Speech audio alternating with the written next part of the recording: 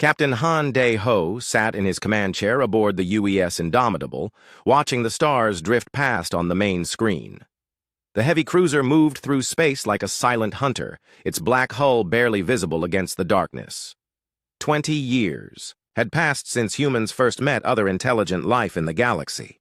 Most aliens still thought of humans as strange creatures from a deadly world. The bridge was quiet except for the soft hum of machines. Lieutenant Commander Park So-min checked her weapon systems for the third time that hour. She always kept the ship ready for trouble. Dr. Kim Tae-woo studied readings from nearby star systems, looking for anything unusual. Engineer Choi Byung-ho watched the engine displays, making sure everything ran perfectly. "Captain," called Lee Min-ho from the communication station. "I'm getting a signal. It's weak but getting stronger." Han Dae-ho turned to face him. "What kind of signal?" "It's a distress call, sir. The computer says it's from the Volari Trade Consortium. They're asking for help." The captain stood up. The Volari were peaceful traders who sold rare metals to different species across the galaxy. They never bothered anyone and never asked for military help. "Put it on the main screen." The image flickered, then showed a frightened alien face.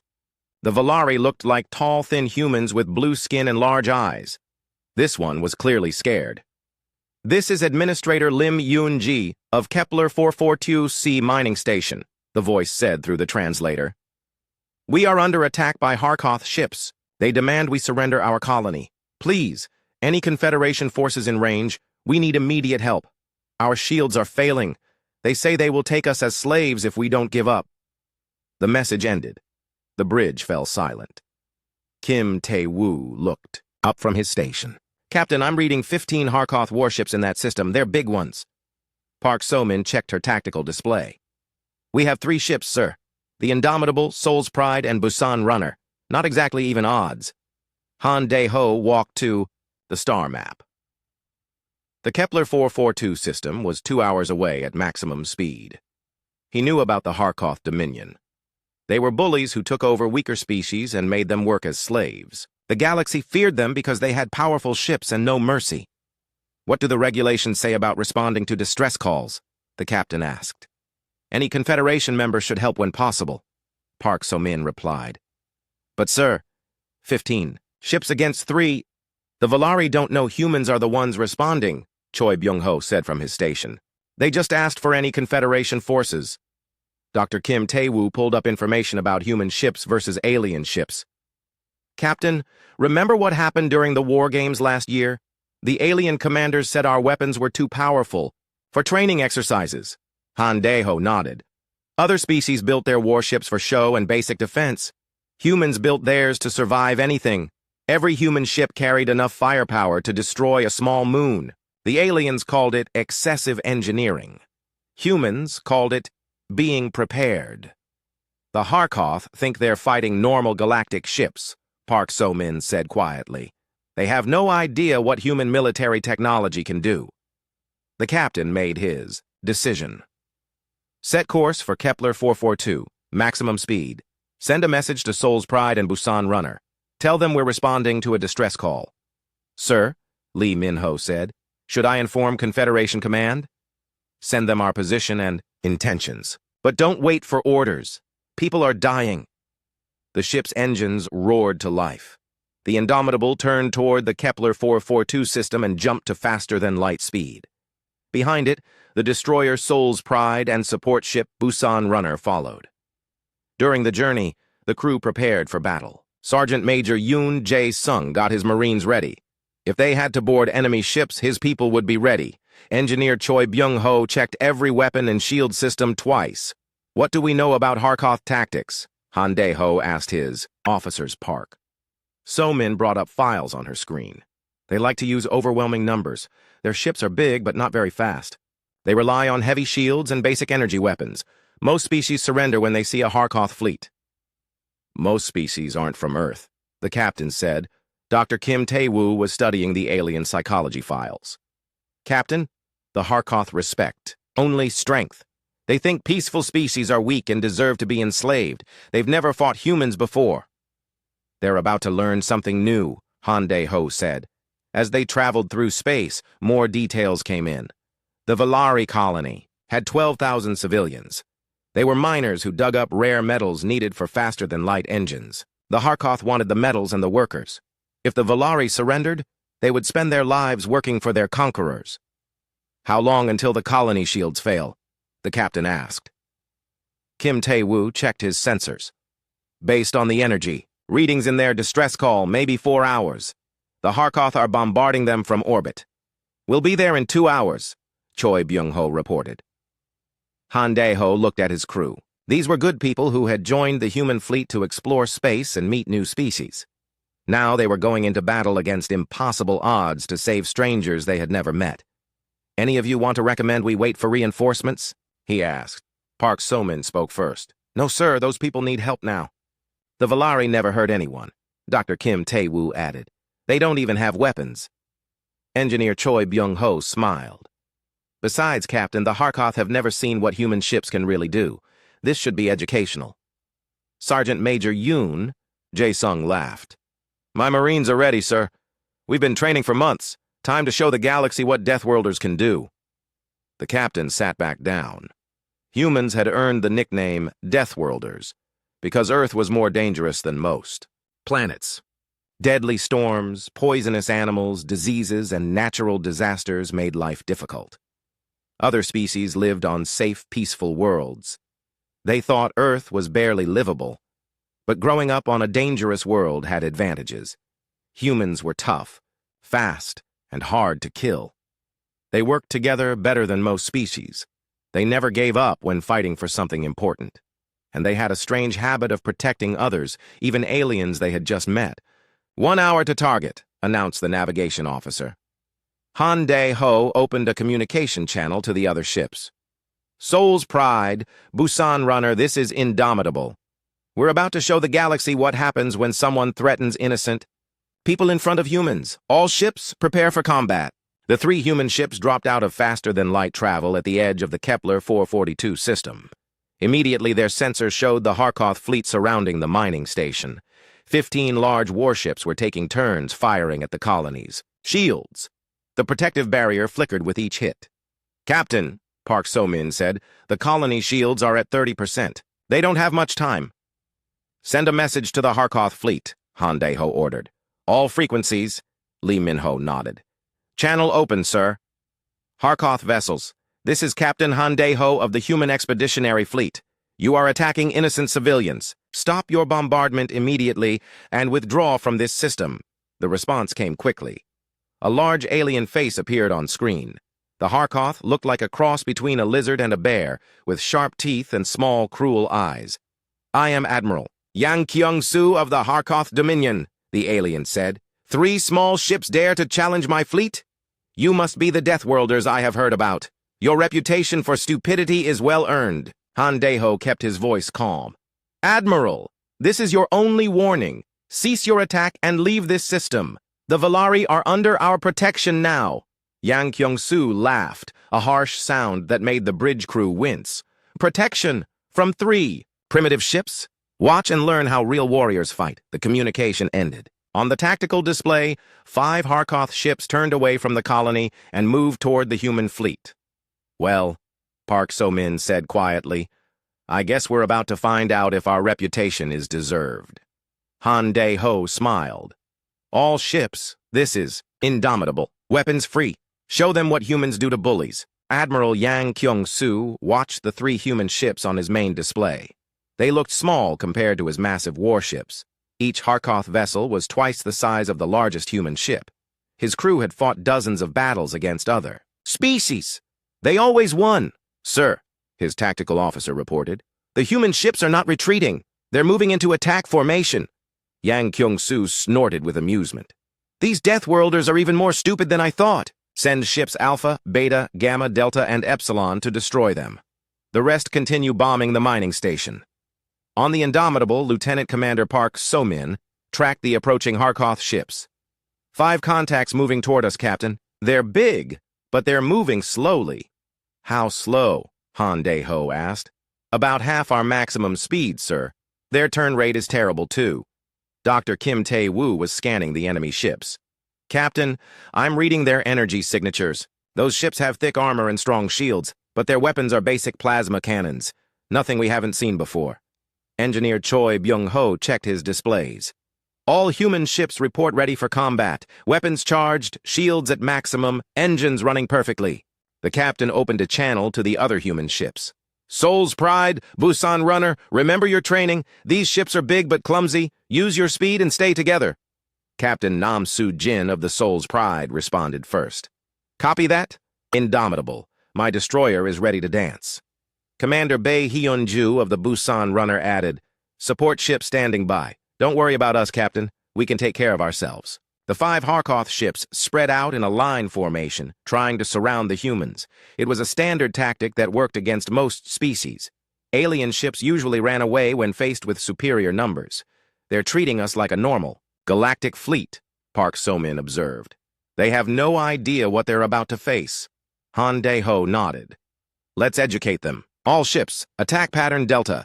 Show them how Earth predators hunt. The human ships suddenly accelerated to full speed. The Harkoth crews barely had time to react before the humans were among them, moving faster than their targeting systems could track. The Indomitable fired first. Its main kinetic cannons launched solid projectiles at incredible speed. The Harkoth had never seen weapons like these. Most galactic species used energy beams that could be stopped by shields. Human kinetic weapons punched through shields like they weren't there. The lead Harkoth ship, Dominance, took 3 direct hits.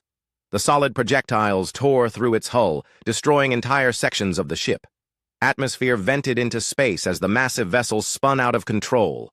Impossible, Yang Kyung-soo shouted from his flagship. Their weapons penetrated our shields! His tactical officer looked confused. Sir, those weren't energy weapons. They fired solid projectiles at tremendous velocity. Our shields are designed to stop plasma beams, not physical objects moving that fast. Meanwhile, the Soul's Pride demonstrated human missile technology. Captain Nam Soo-jin launched a spread of torpedoes at the second Harkoth ship. Each missile carried a warhead designed to crack asteroids. When they hit the alien vessel, the explosions lit up space like small suns. 2 Harkoth ships down, reported Petty Officer Oh Dong-wook from his weapons station. 3 more targets remaining. The Busan Runner, supposedly just a support vessel, surprised everyone by deploying a swarm of defensive drones. The small robots moved incredibly fast, confusing Harkoth targeting computers. While the aliens tried to shoot down the drones, Commander Bae Hyun-ju used her ship's industrial lasers to slice through enemy hulls. These aren't military lasers, one Harkoth officer reported in panic. They're mining equipment, but they're cutting through our armor like paper. Yang Kyung-soo watched in horror as his ships were destroyed one by one. The humans moved like they were dancing, always staying ahead of his weapons. Their ships seemed to know what his crews were thinking before they thought it. How are they so fast? He demanded. His science officer checked the readings. Admiral, their engines are producing acceleration that should kill their crews. The gravitational forces inside those ships must be enormous. What the Harkoth didn't understand was that humans had grown up on a world with strong gravity. Their bones and muscles were dense enough to handle forces that would crush most aliens. Human ships could accelerate harder and turn faster because human crews could survive the stress. The battle lasted 12 minutes. When it ended, all 5 attacking Harkoth ships were either destroyed or drifting powerless in space. The human ships had barely been scratched. Damage report, Han Dae-ho called out. Minor hit on our starboard shield, Park So-min reported, already regenerating. No other damage to any human ship. On the Harkoth flagship, Yang Kyung-soo stared at the tactical display in disbelief. His 5 best ships had been eliminated by 3 vessels from a species the galaxy considered primitive. Sir, his communications officer said nervously, the humans are sending another message. The image of Captain Han Dae-ho appeared on screen. The human looked calm, as if the battle had been a minor training exercise. Admiral Yang Kyung-soo, Han Dae-ho said, you have lost 5 ships. Your remaining 10 vessels are still bombing. Innocent civilians. This is your final warning. Withdraw immediately or face the consequences. Yang Kyung-soo felt his pride burning. He had never retreated from any battle. The Harkoth Dominion ruled through fear and strength. If word spread that humans had defeated him, other species might stop being afraid. Never, he roared. You may have surprised us, but we still outnumber you. All ships, target the mining station directly. If these Deathworlders want to protect the Valari, they can watch them die! The 10 remaining Harkoth ships turned their weapons toward the colony. The mining station's shields flared as heavy plasma beams struck them. The protective barrier began to fail rapidly under the concentrated bombardment. On the mining station, Administrator Lim Yunji watched the shield readings drop. Her people huddled in the deepest tunnels, hoping the protection would hold. She had seen the human ships arrive and fight the Harkoth. For a moment, she had hoped they might be saved. Shield strength at 15%, her engineer reported. Maybe 10 minutes before total failure, Lim Yun-ji opened a communication channel to the human fleet. Captain Han Dae-ho, please don't sacrifice yourselves for us. We are grateful for your help, but you should escape while you can. The response came immediately. Dr. Lim Yun-ji, we didn't come here to watch innocent people die. Hold on a little longer. Dr. Kim Tae-woo was analyzing the Harkoth fleet formation. Captain, they're concentrating their fire on the colony. Their ships are close together, probably to maximize their bombardment efficiency. That was a mistake, Park So-min said grimly. They're giving us perfect targets. Han Dae-ho studied the tactical display. The Harkoth were so focused on destroying the mining station that they had forgotten about the human ships. Their formation left them vulnerable to attack from multiple angles. All human ships, new attack pattern, the captain ordered. We're going to hit them from 3 directions at once. Soul's Pride take the left flank. Busan Runner, right flank. Indomitable will attack from above. Captain, Engineer Choi Byung-ho said. Long-range sensors are detecting more ships approaching. They're human vessels. Han Dae-ho smiled. Reinforcements? Yes, sir. Fleet Admiral Kwon Mi-young is arriving with a full battle group. 2 battleships, 6 cruisers, and a carrier. Yang Kyung-soo's tactical officer detected the new ships at the same time. Admiral, multiple contacts dropping out of faster-than-light travel. They're huge, sir. The Harkoth Admiral looked at the sensor, readings, and felt his confidence crumble. The new human ships made his own vessels look small. The battleships alone were larger than his entire remaining fleet. How many humans are there? He whispered. His science officer was frantically checking the readings. Sir, I think we just learned something terrible. That first group wasn't their main fleet. It was just a patrol. Fleet Admiral Kwon Mi-young's voice filled every ship in the system. This is the human expeditionary fleet. Harkoth vessels, you are guilty of attacking civilians under our protection. You have 30 seconds to power down your weapons and surrender. Yang Kyung-soo looked around his bridge. His crew was terrified. They had gone from hunting easy prey to facing an enemy that treated them like insects. Admiral, his communications officer said quietly, what are your orders? Yang Kyung-soo realized he had 2 choices. He could surrender and face the shame of defeat, or he could fight and watch his entire fleet get destroyed. His pride made the decision for him. All ships prepare for battle, he commanded. We are Harkoth. We do not surrender to anyone. The human fleet began to move forward, and Yang Kyung-soo knew he had just made the worst mistake of his life. Fleet Admiral Kwon Mi-young stood on the bridge of her flagship, the UES Thunder of Earth. Around her, the largest human battle fleet ever assembled, prepared for combat. 2 massive battleships, 6 heavy cruisers, and the carrier Sejong the Great moved through space like hunting wolves. Admiral, her tactical officer reported, the Harkoth fleet is maintaining position around the mining colony. They're still firing on civilian targets. Kwon Mi-young watched the tactical display with cold anger. She had spent 20 years building peaceful relationships with alien species. Now she was watching bullies attack defenseless miners while using civilians as human shields. Send a message to Captain Han Dae-ho, she ordered. Tell him well done. His patrol group has exceeded all expectations. On the Indomitable, Han Dae-ho received the message with relief. Admiral Kwon, good to see you. The situation is critical. Colony shields will fail in minutes. Understood, Captain. Take your ships and rescue any civilians you can. We'll handle the Harkoth fleet. Admiral Yang Kyung-soo watched the human battle group approach and felt true fear for the first time in his career. The alien battleships were enormous, bristling, with weapons he couldn't identify. Hundreds of small fighter craft poured out of the human carrier. "Sir," his tactical officer said with a shaking voice, "I'm reading energy signatures unlike anything in our database. These aren't normal galactic weapons." "What do you mean?" Yang Kyung-soo demanded. "The power levels are off our charts, sir. Each human battleship is generating more energy than our entire fleet combined." Lieutenant Lee Hyejin sat in the cockpit of her fighter, launched from the Sejong the Great. Around her, 200 other human pilots prepared for combat. Their small ships were faster and more maneuverable than anything the galaxy had ever seen. "All fighters, this is Thunder Actual," came Admiral Kwan's voice. "Those ships down there are threatening innocent people. Show them what happens when they mess with civilians under human protection." Lee Hyejin smiled behind her helmet. "Copy that, Admiral. Thunder Squadron is ready to dance." The human fighters moved like a swarm of angry insects, too fast for Harkoth targeting systems to track. Each fighter carried missiles designed to penetrate ship armor. Within minutes, every Harkoth vessel was under attack from multiple directions. Meanwhile, Captain Nam Soo-jin's destroyer Seoul's Pride moved toward the mining station. "Dr. Lim Yoonji, this is Seoul's Pride. We're coming to evacuate your people. How many civilians need transport?" The Valari administrator's voice was filled with hope and fear.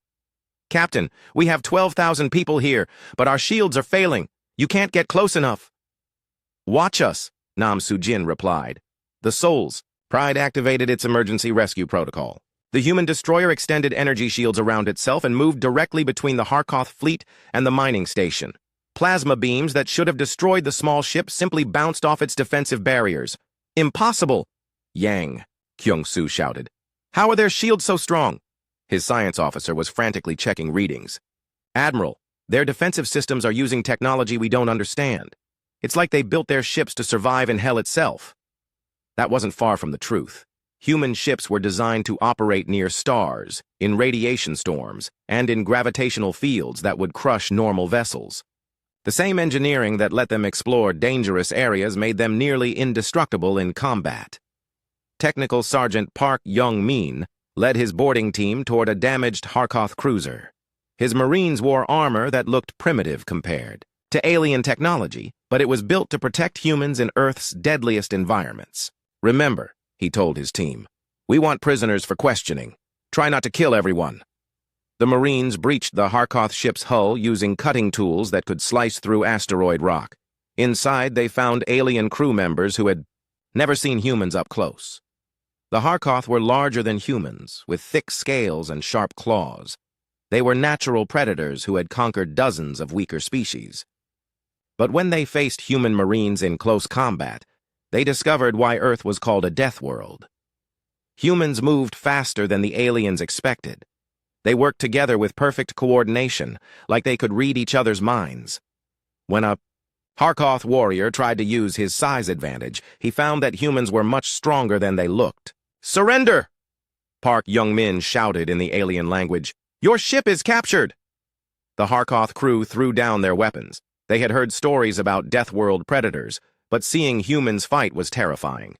These beings moved like they had evolved to hunt much more dangerous prey than Harkoth.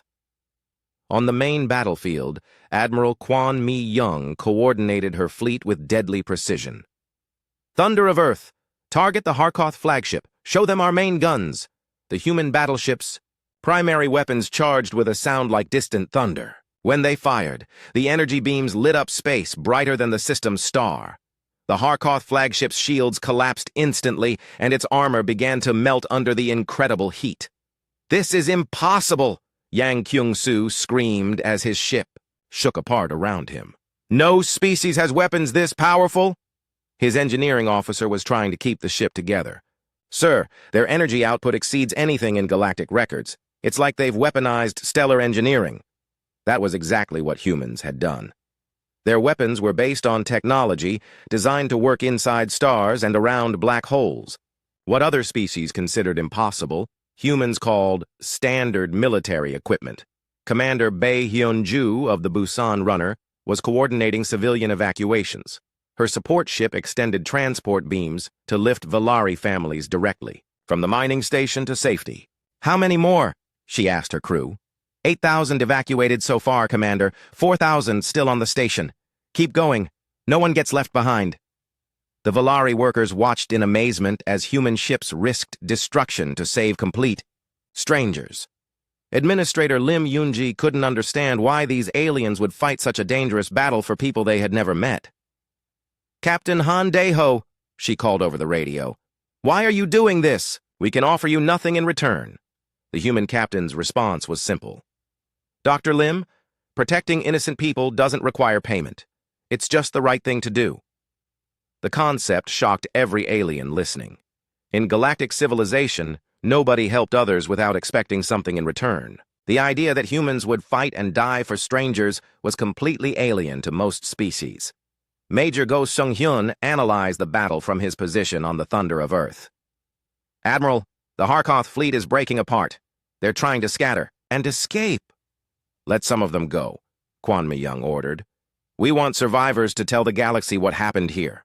"Ma'am?" the Major asked, confused. "This battle needs to send a message. Any species that attacks civilians will face the full power of the human fleet. Fear of our response will prevent more tragedies like this." Yang Kyung-soo's flagship was dying around him. Half his fleet was destroyed or captured. The other half was fleeing in terror. His reputation as a fierce warrior was ruined forever. "Admiral," his communications officer said, "the humans are offering to let us surrender. They promise to treat prisoners according to galactic law." Yang Kyung-soo looked around his broken bridge. His crew was injured and afraid. His ship was falling apart. He had no choice left. "Send the surrender signal," he said quietly. Across the system, the remaining Harkoth ships powered down their weapons and waited for human boarding parties. The battle was over. Dr. Kim Tae-woo scanned the area around the mining station. "Captain, all Volari civilians are safely evacuated. The colony is secure." Han Dae-ho nodded with satisfaction. "Casualties?" "0 human deaths, sir. Minor injuries only. All alien prisoners are being treated according to medical protocols." "Lieutenant?" Commander Park So-min looked at her tactical display. Where the Harkoth fleet had been, now only human ships patrolled. "Captain, what happens now?" "Now we show the galaxy what human protection really means," Han Dae-ho replied. Fleet Admiral Kwon Mi-young broadcast on all frequencies, ensuring every ship and station in range could hear her words. "This is Admiral Kwon Mi-young of the Human Expeditionary Fleet. Today you witness the implementation of Human Protection Protocol. Any force that threatens innocent civilians within our operational area will face immediate military response. We do not seek conquest or tribute. We seek only to ensure that the strong cannot prey upon the weak." Her message was heard across dozens of star systems. Within hours, it reached every major government in the galaxy. The age of unchallenged bullying was ending. Yang Kyung-soo sat in the brig of a human ship, trying to understand what had happened. His guards were polite and professional. They gave him medical care and decent food. They treated him better than he had ever treated his own prisoners. "Why?" he asked the human guard. Sergeant Major Yoon Jae-sung looked at the defeated admiral. "Because that's who we are. We don't torture prisoners or abuse the helpless. We fight to protect people, not to hurt them." Yang Kyung-soo realized that humans were unlike any species he had ever encountered. They were powerful enough to destroy entire fleets, but they chose mercy over cruelty. They risked their lives for strangers and expected nothing in return. For the first time in his life, the Harkoth admiral began to... Dr. Lim Yoon-ji stood in the main hall of the human rescue ship, surrounded by thousands of her people. The Volari families huddled together, still shocked by their narrow escape from death. Through the large windows, they could see the wreckage of the Harkoth fleet floating in space like broken toys. "Administrator," said her chief engineer, "I don't understand what happened. How did 3 small human ships defeat 15 Harkoth warships?" Lim Yoon-ji shook her head. "I don't know either, but I'm grateful they tried to help us." Captain Han Dae-ho walked into the hall, still wearing his battle uniform. The Volari children stared at the human with wide eyes. They had never seen a Deathworlder up close before. To them, humans looked dangerous, but somehow safe at the same time. "Dr. Lim," the captain said through his translator, "are your people injured? Do you need medical assistance?" A few minor injuries, nothing serious, she replied. Captain, I must ask you something. Why did you risk your ships for strangers? My people have nothing valuable to offer in return. Han Dae-ho looked surprised by the question. Dr. Lim, we didn't help you because we wanted something. We helped because it was the right thing to do. The concept puzzled the Valari administrator. In galactic society, every action had a price. Species helped each other only when they could gain something in return. The idea that humans would fight, a dangerous battle just to protect innocent life, was completely foreign to her. But you could have been killed, she said. Your people could have died saving mine. That makes no sense. It makes perfect sense to us, Han Dae-ho replied. Every intelligent being in this universe started as a stranger to someone. That doesn't make their lives worth any less. On the bridge of his flagship, Admiral Yang Kyung-soo sat in chains, waiting to be transferred to a prison ship. Around him, human guards treated him with professional courtesy despite his crimes. He couldn't understand these Deathworlders. Guard, he called to Sergeant Major Yoon Jae-sung. Your people confuse me. You fight like demons, but you treat prisoners with kindness. What kind of warriors are you? Yoon Jae-sung looked at the defeated alien commander. We're not warriors, Admiral. We're protectors. There's a difference. I don't understand the difference. Warriors fight to conquer and dominate. Protectors fight to defend those who can't defend themselves. We don't enjoy killing. We do it only when necessary to save innocent lives. Yang Kyung-soo thought about this. His entire culture was built around the idea that strength gave you the right to rule over others. The Harkoth took what they wanted because they were powerful enough to take it, but humans seemed to think their strength gave them responsibility to protect others. Meanwhile, Captain Shin Young-ho was analyzing data from the captured Harkoth ships. What he found disturbed him greatly. Admiral Kwan, he reported over secure communication. I've been studying the alien computer files. This attack on the Valari wasn't random. The Harkoth have been systematically targeting peaceful species across this entire sector. Fleet Admiral Kwan Mi-young studied the intelligence reports on her screen. What do you mean, Captain? They're strip mining entire star systems for rare elements used in faster-than-light drives. When they find an inhabited world with useful resources, they enslave the population and force them to work in the mines. The Valari colony was just their latest target. Dr. Kim Tae-woo accessed the same files from his science station. Admiral, according to these records, the Harkoth have enslaved over 40 different species in the past 50 years. Millions of beings are working in forced labor camps across their territory. The revelation hit the human fleet like a shock wave. This wasn't just about saving one mining colony. The Harkoth Dominion was running a massive slave empire, and the rest of the galaxy either didn't know or didn't care enough to stop it. How is this possible?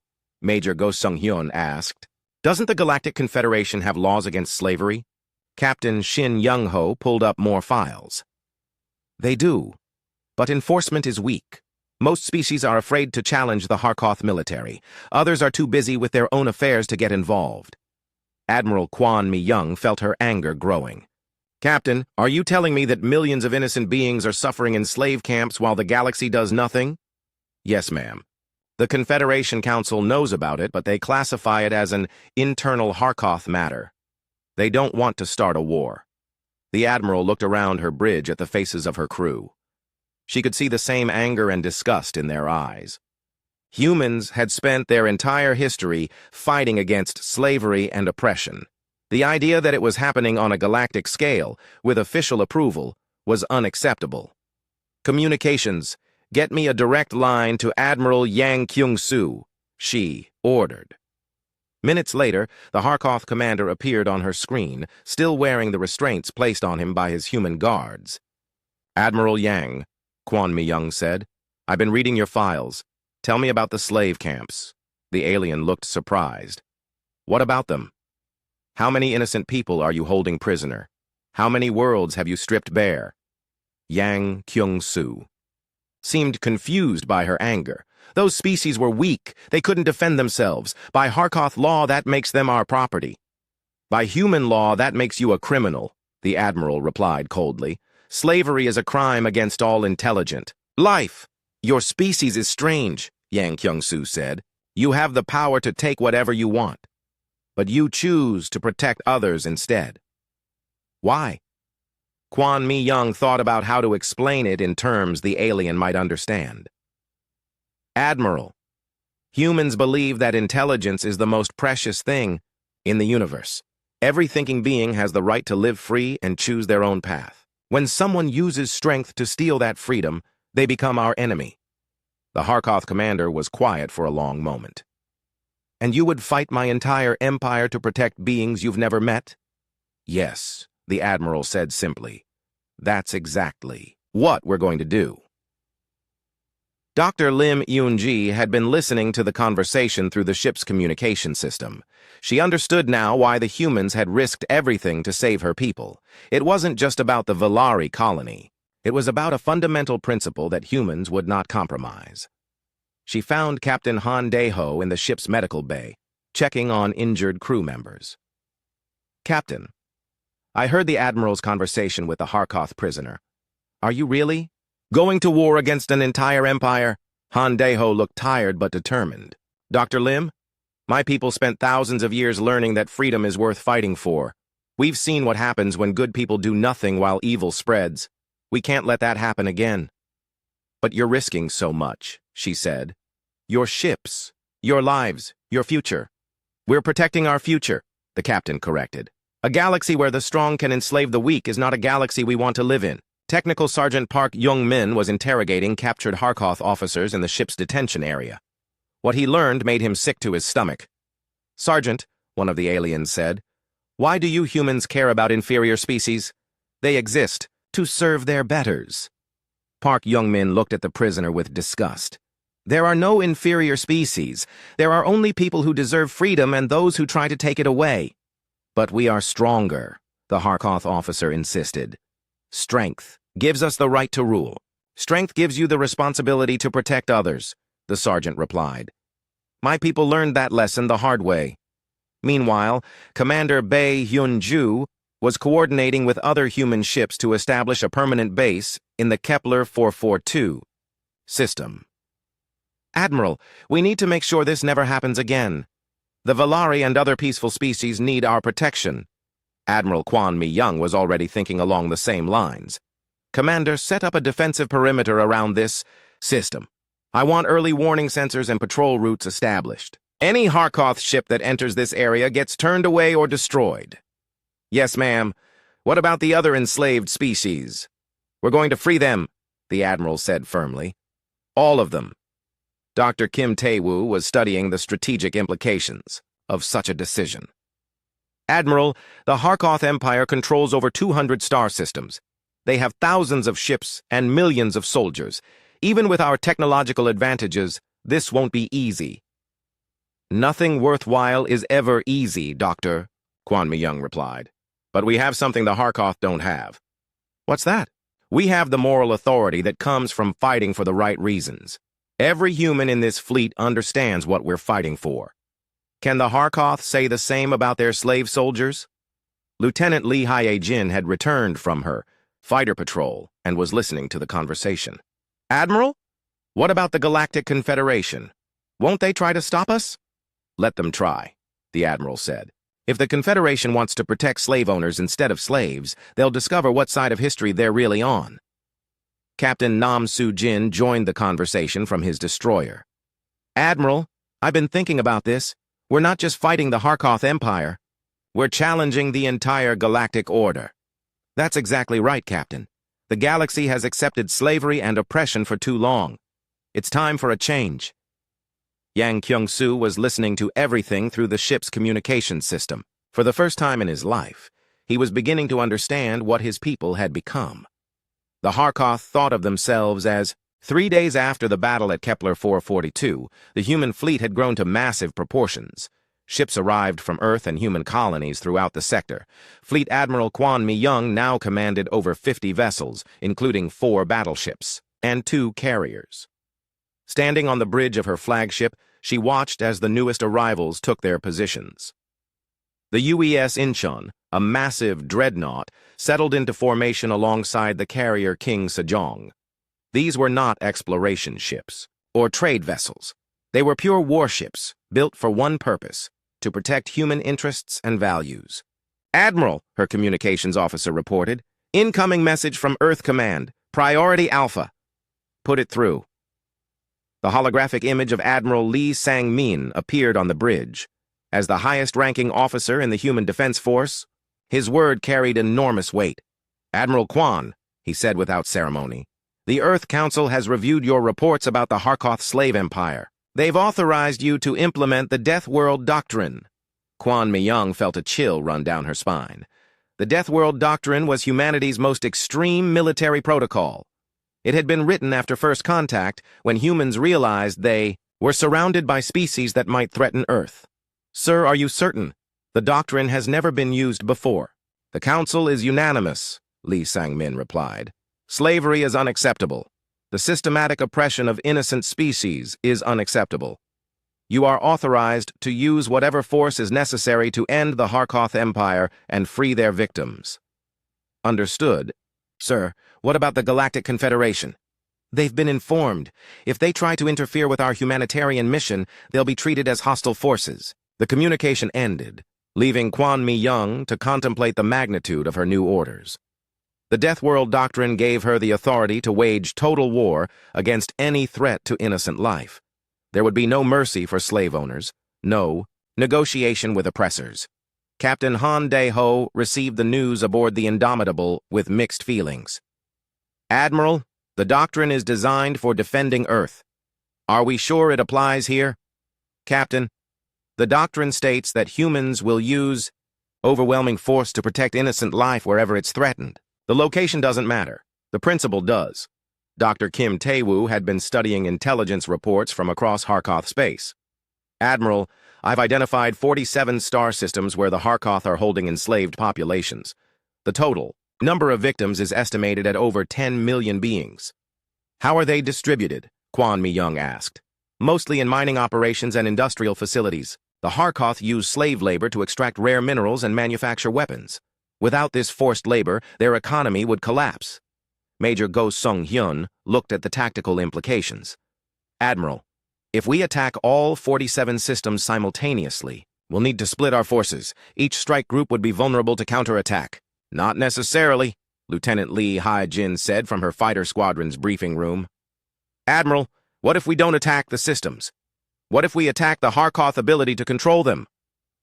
Kwan Mi-young was intrigued. Explain. Every slave camp depends on supply lines from Harkoth space.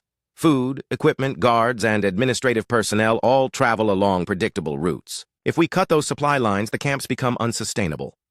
Captain Shin Young-ho pulled up star charts showing Harkoth trade routes. The lieutenant is right. There are only 12 major hyperspace corridors that connect Harkoth space to their slave territories. If we control those corridors, we control their entire empire. The Admiral smiled. It was a brilliant strategy that would minimize human casualties while maximizing impact on the enemy. How long would it take to seize control of the corridors? With our current fleet strength, maybe 2 weeks, Major Go reported. But Admiral, the Harkoth won't just let us take their territory. They'll fight back. I'm counting on it, Kwan Mi-young replied. When they send their fleets to reclaim the corridors, we'll destroy them in open battle. Clean, decisive, and documented for the galaxy to see. Technical Sergeant Park Jung-min was preparing his Marine units for the upcoming campaign. His boarding specialists had proven devastatingly effective against Harkoth ships, but this operation would be much larger. Sergeant, his lieutenant asked, are we really going to free 10 million slaves? That's the plan, Park Jung-min replied. Every single one of them goes home free or we keep fighting until they do. Meanwhile, Admiral Yang Kyung-soo sat in his cell aboard the human prison ship, listening to reports of the growing human fleet. His guards had given him access to communication channels so he could monitor the situation. This is impossible, he said to Sergeant Major Yoon Jae-sung. Humans are a minor species. You don't have the ships for a war this large. Admiral, you're about to learn something important about Deathworlders, Yoon replied. We don't build ships for exploration or trade. We build them for war. Every human vessel can be converted to military use in a matter of hours. But your economy? Our economy is designed to support total war if necessary.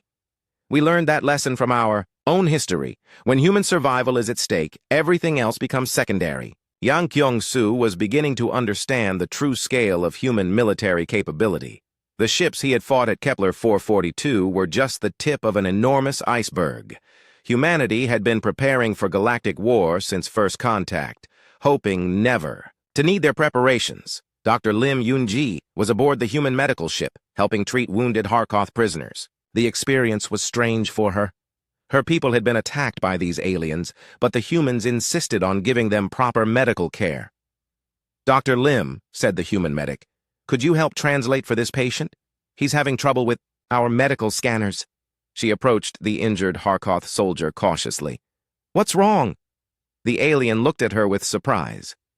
"You're Valari. I was attacking your colony. Why are you helping me?" Lim Yoon-ji thought about the question. "Because you're hurt and I'm a doctor. The humans taught me something important. When someone needs help, you help them, even if they were your enemy." The concept seemed to puzzle the Harkoth soldier. "But I tried to enslave your people." "Yes, and that was wrong. But you're not doing that now. Right now, you're just someone who needs medical care." The soldier was quiet for a long time. Finally, he said, "I don't understand you people, or the humans. You're all insane." "Maybe," Lim replied, "but it's a good kind of insane." Commander Bae Hyun-ju was coordinating logistics for the upcoming campaign. The human fleet needed supplies, ammunition, and fuel for what promised to be a long war. "Admiral," she reported, "Earth Command is sending everything we need. 15 supply ships are already en route, with more following. We'll have enough resources to sustain operations for 6 months." "What about civilian evacuation ships?" Kwon Mi-young asked. 20 hospital ships and 30 transports. Once we start liberating slave camps, we'll need somewhere to take the victims." The admiral nodded approvingly. This wasn't just a military operation. It was a humanitarian mission on an unprecedented scale. Captain Nam Soo-jin's destroyer, Seoul's Pride, had been modified with additional sensor equipment. His ship would serve as reconnaissance for the main fleet, scouting Harkoth defenses and identifying targets. "Captain," his tactical officer reported, "long-range sensors are detecting massive movement in Harkoth space. They're mobilizing their entire fleet." "How many ships?" "Over 300 vessels, sir. Everything from patrol boats to battleships. They're taking this threat seriously." Nam Soo-jin relayed the information to Admiral Kwon. "Admiral, it looks like we're going to face their entire military." "Good," she replied. "Better to settle this in one decisive campaign than drag it out for years." The human fleet began moving toward the first target, the Zerion Corridor, a major hyperspace route that connected 20 Harkoth slave systems to their home territory. Intelligence indicated it was defended by a fleet of 60 ships. Lieutenant Lee Hai-jin briefed her fighter pilots for the upcoming battle. "Remember, our job is to protect the capital ships and eliminate enemy fighters. The Harkoth have numerical superiority, but we have better training and equipment." "What about the slave camps?" one pilot asked. "Are we going to attack them directly?" "Negative. Our mission is to cut off their supply lines and communications. Once the camps are isolated, we'll send in humanitarian teams to negotiate peaceful surrender." As the human fleet approached the Zerion Corridor, every crew member understood the significance of what they were doing. This wasn't just another battle. It was the moment humans announced to the galaxy that they would not tolerate injustice, on any scale. Admiral Kwon Mi-young stood on her bridge, watching the tactical display as her ships moved into position. Around her, officers and crew prepared for the largest naval battle in human history. "Admiral," her communications officer said, "Incoming transmission from the Harkoth fleet commander. Put it through." A scarred Harkoth face appeared on screen. "I am Admiral Vorthak of the Dominion Defense Force. You will withdraw from our territory immediately or face destruction." Kwon Mi-young looked at the alien commander with cold determination.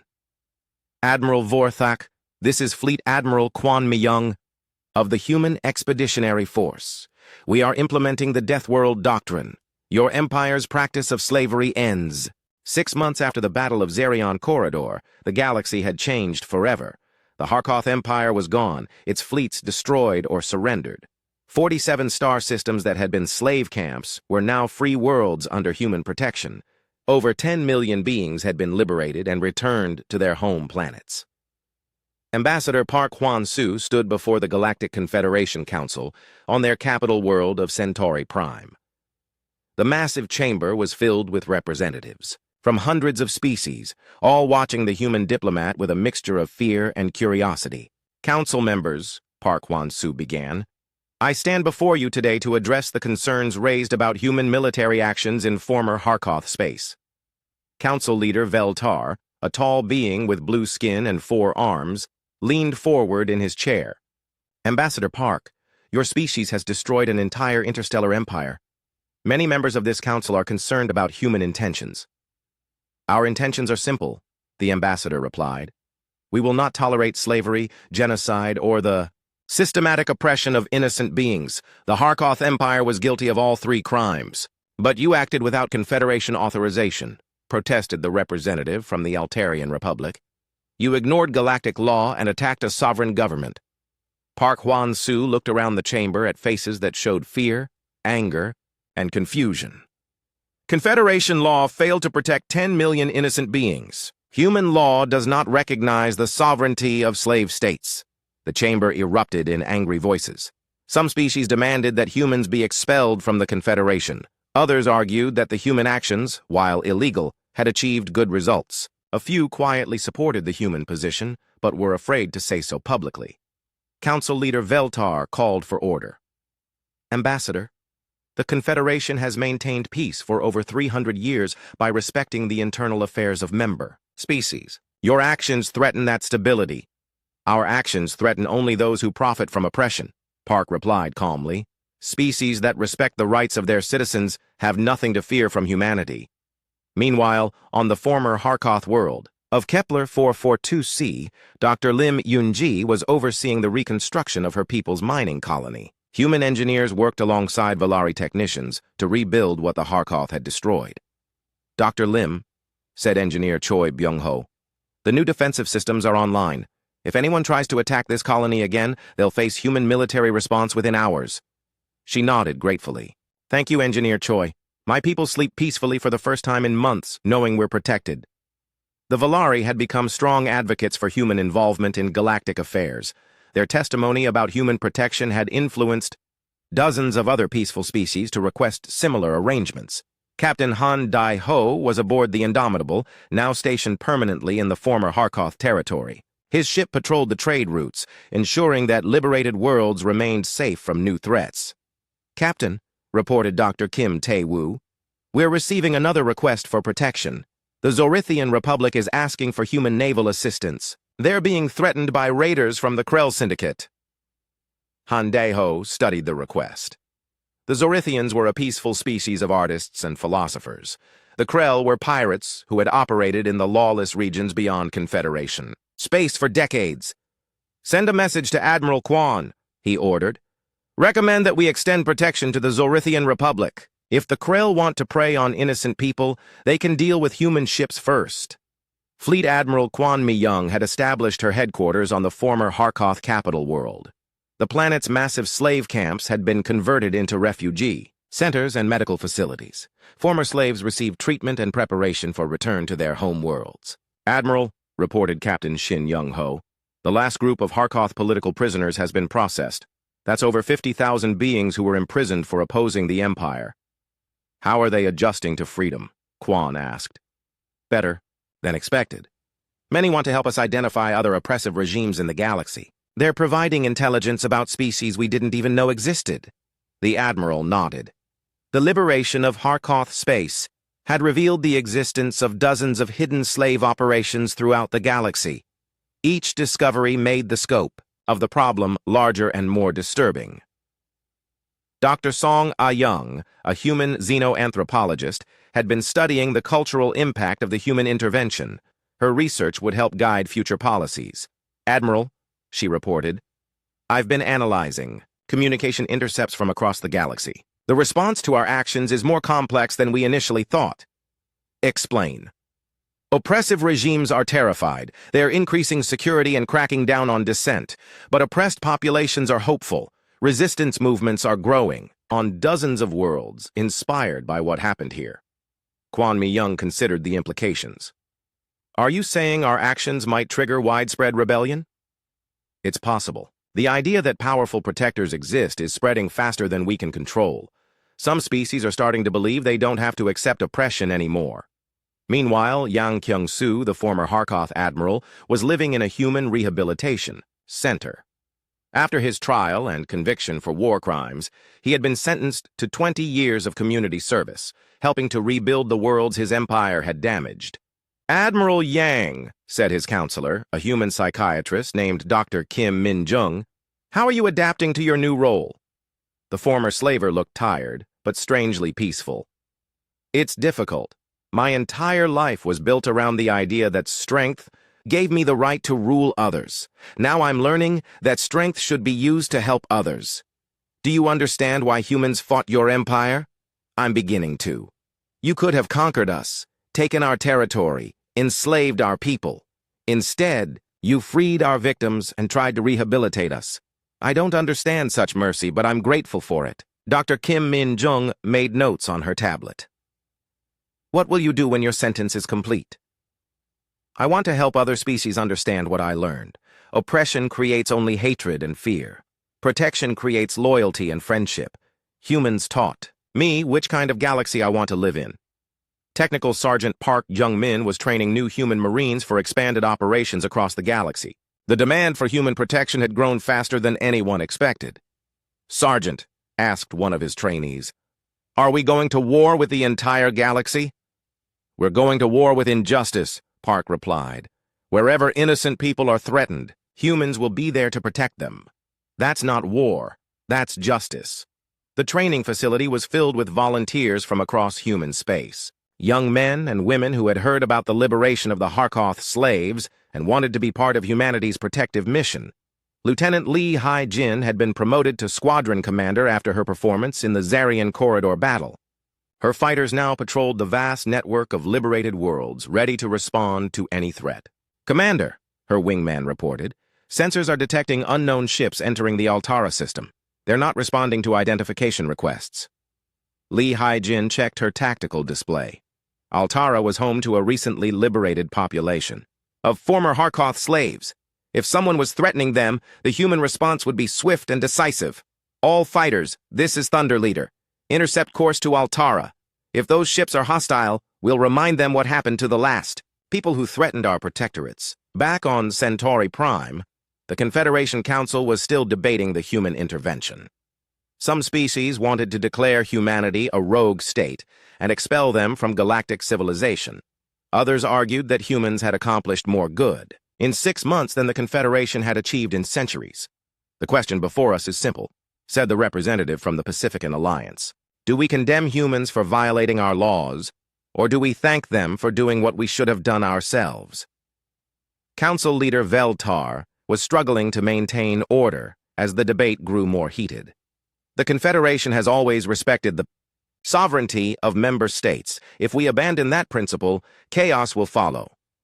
Chaos has already followed, replied the delegate from the Volari Trade Consortium. The chaos of slavery, oppression, and genocide. Humans didn't create that chaos. They ended it. Ambassador Park Hwan-soo listened to the arguments with patience. He knew that some species would never accept human protection policies. But he also knew that millions of beings were now free because humans had acted. Council Leader Veltar, he said when the debate paused, I have a proposal.